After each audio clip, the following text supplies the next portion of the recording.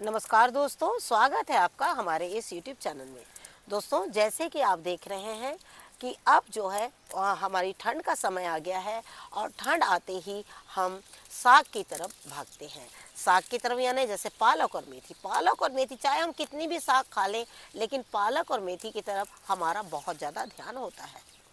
और जब छत के ऊपर में हम अपने ही गार्डन में इस तरीके से छोटे छोटे कंटेनर्स में इस तरीके की सब्जियां निकालते हैं, तो आप ये सोचिए, एक मतलब जो सफाई के साथ में जिस तरीके से हम अपने गार्डन से सब्जियां लेते हैं, ऐसे तो हम देखिए कहीं भी उम्मीद करेंगे तो हमें नहीं मिलेगी। लेकिन हमारी मजबूरी होती है, क्योंकि हमारे पास कई बार साधन की कमी होती है, कई बार जगह की कमी होती है, या कई बार हम जाने अनजाने सोचते हैं कि इतनी मेहनत क्यों करें। लेकिन हम आपसे यही कहना चाहेंगे कि अगर आपके टेरेस में थोड़ी भी जगह है तो आप कुछ भी नहीं तो ठंड के सीज़न में आप कुछ बीजों को लगाकर आप भी सब्जियों का आनंद बिल्कुल ले सकते हैं। जैसे कि आप देख रहे हैं कि मैंने ये बहुत छोटे छोटे कंटेनर्स में साग को लगाया है। ये जो साग है हमारी, ये जैसे यहाँ पर कई लोगों ने इसे नेपाली सरसों के नाम से जाने जाते हैं, लेकिन जब भी मैंने इसके सीड्स ऑनलाइन मंगाए थे, लेकिन वो जब जो इसका पाउच था उसमें मुझे नेफा कैबेज लिखा हुआ था, तो मैंने इसके एक एक जो सीड्स है ना वो ग्लास में ग्रो किए थे कि ये तो कैबेज का पौधा है, इसकी नर्सरी तैयार करनी पड़ेगी। उसे मैंने 1 महीने के लिए छोड़ दिया था, लेकिन बाद में मैंने देखा कि ये इस तरीके से साग का रूप लिया। बाद में पता लगा ये काले के नाम से जानी जाती है साग, और साथ में कई बार यहाँ पर नेपाली सरसों के नाम से भी इसे जाना जाता है। ये सरसों की ही तरह नज़र आती है, जैसे अभी आप देख रहे हैं, बिल्कुल ये सरसों जैसे नज़र आती है, लेकिन इसका स्वाद जो है ना वो बहुत मीठा और बहुत अच्छा है। लेकिन आपसे हम यही बोलना चाहेंगे, ये जो मौसम है हमारा मेथी, पालक और धनिया का है, तो चलिए अब हम आपको बताना चाहेंगे कि मेथी, पालक, धनिया को आपको किस तरीके से कितने बड़े कंटेनर में लगाना है और उसकी मिट्टी कैसे आपको तैयार करना है। साग है, धनिया है, किसी भी तरह की साग लगाने के लिए आपको बहुत बड़े कंटेनर की ज़रूरत नहीं है। जैसे आप देख रहे हैं, ये हमारा बिल्कुल बहुत छोटे छोटे कंटेनर है। हमारे जो कंटेनर हैं इनकी डेप्थ मुश्किल से 6 इंच की डेप्थ है। कई कंटेनर्स मेरे ऐसे भी हैं जिसको मैंने 3 इंच में भी साग को बिल्कुल लगाया है और वो बहुत अच्छे से ग्रो करती है। साग में आपको बहुत ज़्यादा मिट्टी की ज़रूरत नहीं है, बहुत बड़े कंटेनर की भी ज़रूरत नहीं है। अगर ज़रूरत है आपको तो सिर्फ़ और सिर्फ एक इसमें ऐसी मिट्टी हो जो बिल्कुल हल्की हो। इनमें क्या है कि मिट्टी हल्की रहेगी तो साग जो है वो बहुत अच्छे से होगी। इस वक्त आप देख रहे हैं कि ये जो मिट्टी हमारी काफ़ी हल्की है। हालांकि हमने इसमें राई हस्क मिलाया है, लेकिन अगर आपके पास राई हस्क नहीं है तो इस तरह की पत्ते की जो खाद होती है, जो पुरानी काफ़ी और हल्की हो जाती है, आप इसे भी मिलाकर और अपनी मिट्टी को हल्का बना सकते हैं। कभी भी मिट्टी जितनी हल्की होगी आपकी सब्जियां उतनी ही अच्छी होगी। तो अगर आपके पास राई हस्क नहीं है तो पुराने पत्तों को मिला लीजिए, और अगर कुछ भी नहीं है तो सिंपल गोबर की खाद और मिट्टी को भी मिलाकर आप साग को बिल्कुल लगा सकते हैं। और साग में जैसे हमने आपसे कहा बहुत ज़्यादा मिट्टी डालना नहीं है, हल्की मिट्टी डालिए और उसे आप अपने लॉबी में भी रख सकते हैं। इसमें हमने सिर्फ 3 इंच मिट्टी मिलाई। 3 इंच मिट्टी मिलाने के बाद में हमने इसमें ये देखिए इस तरीके से पानी जो है छिड़क दिया। कभी भी साग है या इस तरीके के छोटे बीजों को लगाते समय एक चीज़ का ध्यान रखें कि सबसे पहले आप मिट्टी को अच्छी तरीके से गीला कर लें। मिट्टी को गीला करने से क्या होता है, इनके बीज जो है एक जगह से दूसरी जगह नहीं जा पाते हैं, वो अच्छी तरीके से उसमें जम जाते हैं। लेकिन इसमें बहुत कम बीज लगेंगे और इस तरीके से आप जो है थोड़े से बीजों को बिल्कुल इसमें लगा दीजिए। देखिए इस तरीके से अब ये लगाने के बाद में वापस आप इसमें हल्की मिट्टी जो है वो डाल दीजिए। कभी भी साग के ऊपर में बहुत ज़्यादा मिट्टी ना डालें, उसके दबाव से बीज जो है वो अंदर की ओर दबे रह जाते हैं। तो इस तरीके से देखिए बहुत कम मिट्टी इसमें डाल दिए।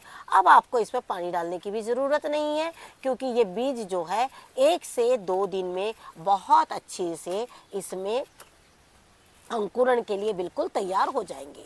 जैसे कि कोई बीज तो 3 दिन में निकलते हैं, कोई 4 दिन में निकलते हैं। हाँ, पालक थोड़ा टाइम ज़्यादा लेते हैं और उसी के अनुसार धनिया उससे भी थोड़ा ज़्यादा टाइम लेता है।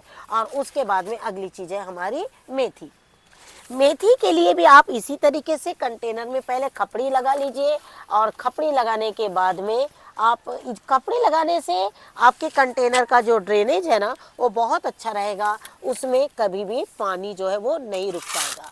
पानी हम डालते हैं तो हमेशा उसमें थोड़ा कम पानी ही डालिए, धीरे धीरे डालिए, जिससे कि ज़्यादा पानी डालने से कई बार खाद भी जो है वो बह जाती है, इसलिए आपको पानी थोड़ा डालना है। लेकिन कई बार ऐसा होता है बारिश आ गई है कुछ है तो उसमें क्या होता है, हमारी जो खाद है वो मिट्टी जो है वो पानी उतना नहीं ले पाती है और वो पानी इसमें जम जाने से बीज जो है वो सड़ जाते हैं। तो इस तरीके से देखिए इसमें भी हमने मात्र इतना ही डाला है। अब अगली चीज़ है हमारी वो है मेथी। उसके लिए भी हम पहले मिट्टी को अच्छी तरीके से गीला कर लेंगे। ये देखिए इस तरीके से हमने इसे भी अच्छे से गीला कर लिया है। गीला करने के बाद में आप क्या करिए, इसे भी बिल्कुल देखिए एक छोटे कंटेनर में, इससे ज़्यादा मेथी की ज़रूरत नहीं है। आप छोटे छोटे कंटेनर में भी मेथी को लगाकर और उसके बाद आप इसे अपने लॉबी में भी रख सकते हैं और सुबह के टाइम पर अगर आपको इसको इस्तेमाल करना हो तो बहुत आसानी से आप इसे इस्तेमाल जो है वो कर सकते हैं अपने खाने में। सेम प्रोसेस है इसका भी, इसी तरीके से ऊपर में हल्की मिट्टी बिल्कुल डाल देना है। मेथी 3 से 4 दिन में ही बहुत अच्छी अंकुरण हो जाती है और वो बहुत अच्छी निकल भी पड़ती है, लेकिन इन्हें चिड़िया बहुत ज़्यादा चुभती है तो आपको इसे नेट डाल के बिल्कुल रखना होगा। इसमें भी हमने पानी पहले डाल दिया है तो अब उसमें पानी डालने की ज़रूरत नहीं है। धनिया आप किसी भी बड़े कंटेनर छोटे कंटेनर धनिया का देखिए धनिया क्या है ना, कई बार अगर आपके पास इस तरीके से ड्रम है तो आप उसमें भी धनिया लगा सकते हैं। जैसे एक बड़ा पौधा है, बड़े पौधे के साथ में ही आप धनिया को बिल्कुल लगा दीजिए। तो चलिए क्यों ना हम आपको आज इसमें ना बताकर एक बड़े पौधे के साथ भी बता देते हैं। आज हम आपको छोटे कंटेनर, ये देखिए जैसे हमने ये कंटेनर रखा था धनिया लगाने के लिए, लेकिन हमने सोचा आप इतने बड़े कंटेनर में तो लगाते ही हैं, लेकिन अगर आपके पास में कोई बड़ा ड्रम है और जिसमें पौधे ऐसे लगे हुए हैं जिसको बहुत ज़्यादा पानी की ज़रूरत नहीं होती है और हम उसे किनारे से पानी देते हैं। आम के पौधे के बारे में आप सभी जानते हैं कि हम इसके बिल्कुल भी सेंटर में यहाँ ना पानी देके किनारे पानी देते हैं। तो ये देखिए इस तरीके से हम आम के पौधे में पहले मिट्टी को इस तरीके से चढ़ा लेंगे और उसके बाद में हम पूरे साइड से अपनी ताज़ी मिट्टी डालकर और फिर इसमें अपना बीजों को लगा देंगे। लेकिन आप धनिया ही हमने आम के लिए क्यों चुना है, ये भी बहुत बड़ी बात है। हमने साग नहीं लगाई, इसमें हमने धनिया लगाया है, क्योंकि धनिया जो है जब हमारी कोई मिट्टी बहुत अच्छी नहीं है और उस मिट्टी को अगर आपको अच्छा करना है तो आप क्या करें कि धनिया को आप उसमें बिल्कुल लगा सकते हैं। धनिया लगाने से आपके दूसरे पौधे भी बहुत अच्छे हो जाते हैं। और यही वजह है कि धनिया है, लहसुन है, अदरक है, ये सभी चीज़ों की जो मिट्टी है ना वो अपने आप में इतनी अच्छी रहती है कि वो दूसरे पौधों को भी बिल्कुल अच्छा बना देती है।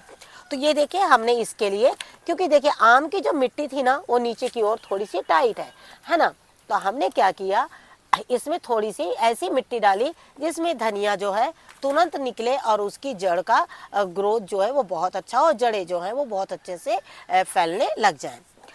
अगली चीज़ है, जैसे जो दूसरी बात है धनिया। धनिया को अगर आप चाहते हैं कि ये जल्दी निकले तो आप क्या करें, धनिया को कभी भी पानी में भिगा दें। 8 घंटे 10 घंटे भी भीग गया तो कोई ऐसा नहीं है, कल जैसे शाम को भिगाया और आज हम अभी सुबह डाल रहे हैं, मतलब अब तक इसको 11 घंटे करीबन हो गए हैं, क्योंकि शाम से लेके अभी सुबह तक का टाइम में। और धनिया को भिगाने से पहले उसे 2 टुकड़ों में बिल्कुल कर लें। धनिया कभी भी साबुत ना लगाएं। साबुत धनिया लगाएंगे अगर आप तो वो क्या होगा, कि एक धनिया में 2 पौधे होते हैं, इसीलिए उन्हें टुकड़ा करने के बाद में और लगाते हैं जब, तो वो एक धनिये में 2 पौधे एक सिंगल पौधा निकलेगा और उनको बहुत अच्छे से वो ग्रो भी करेंगे। तो इस तरीके से देखिए धनिया को आप बड़े बड़े कंटेनर में भी थोड़ा थोड़ा लगा सकते हैं, और जब हम साइड से इसमें पानी देंगे आम के पौधे को भी पानी जो है वो मिलता रहेगा। तो इस तरीके से हमने इसमें धनिया लगा दिया, और ये देखिए इसमें भी फिर हम ऊपर से मिट्टी डालेंगे, ये देखिए। और उसकी मिट्टी बहुत गीली थी, इसलिए हमने नीचे काफ़ी अच्छा गीला है, धनिया भी काफ़ी अच्छा गीला हमारा। धनिया को जिस तरीके से हमने गीला करके रखा था, अब जब ये सूखी मिट्टी के इसमें आ गया है, अब इसका अंकुरण जो है वो बहुत फास्ट होगा। जैसे ही दिन की धूप मिलेगी और इनका अंकुरण होना चालू हो जाता है। इस तरीके से क्या होता है, जब हम छोटे बीजों को बड़े पौधे में लगाते हैं तो बड़े पौधे की भी देखभाल हो जाती है और छोटे बीज भी बहुत आसानी से इसमें निकल पड़ते हैं। जैसे आपने देखा कि हमने एक बड़े ड्रम में धनिया लगा दिया है। धनिया इसी तरीके से जहाँ भी आपको थोड़ी थोड़ी जगह मिलती है ना, तो धनिया है, लहसुन है, एक एक कली, एक एक थोड़े थोड़े बीज को लगाते चले जाइए, क्योंकि ये सब चीज़ें क्या होती है 1 बाय 1 करके हमारे खाने में इस्तेमाल जो है वो होती है। जैसे ये देखिए, ये पालक की साग हमने इतने बड़े कंटेनर में लगाया, छोटे में इसलिए लगाया जिससे कि आपके पास अगर ज़्यादा जगह ना भी हो तो पालक, मेथी, धनिया इस तरह के छोटे कंटेनर्स में लगाकर और आप अपने लॉबी में ही इस ठंड में सब्जी का आनंद ले सकते हैं।